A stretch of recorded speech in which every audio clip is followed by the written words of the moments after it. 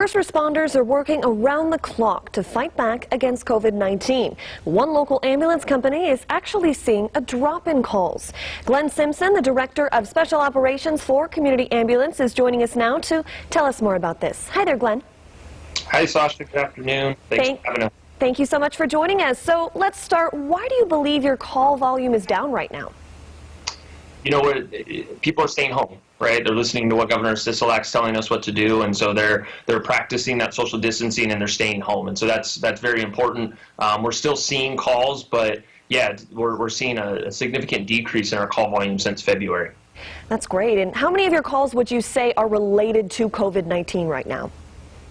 So obviously we have additional protective measures in place that maybe we wouldn't have normally on any other given day. When you call 911 right now, our dispatchers are asking a series of questions. They're pre-screening every call. They're doing that, and although it may, you may not, you know, it's your emergency, and so you don't want to hear those questions. They're doing it to protect our responders, and so they're screening calls, and about a third of our calls right now are COVID-19 precautions are taking place.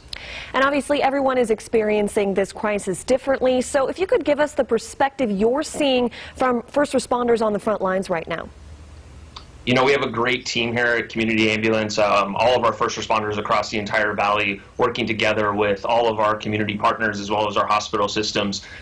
You know, it's a different time.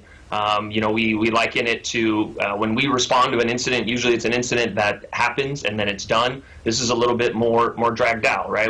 There's no end necessarily in sight. And so for us, coming to work every day, our team's really coming out on the front lines and, you know, having to take those extra precautions, being aware that, and treating everybody as if they potentially are infected with the virus.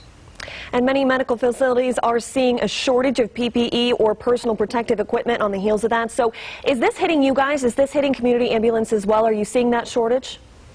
We are, and we've done a great job in working with our community partners to allot that equipment. We're continuing to work every day together with the state and together with all of our community partners to keep our stock up. We are at this time rationing the amount of PPE we're using, but we're still out there. We're still using that PPE, and we'll continue to work as the supply chain works to catch up.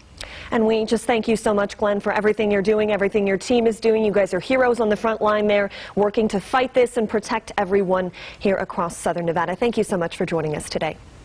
Thank you guys so much, and just remember, stay home. We're almost there. We're going to get through this together, and tomorrow will be a better day. Absolutely, we will get through it together. Thank you. Kirsten.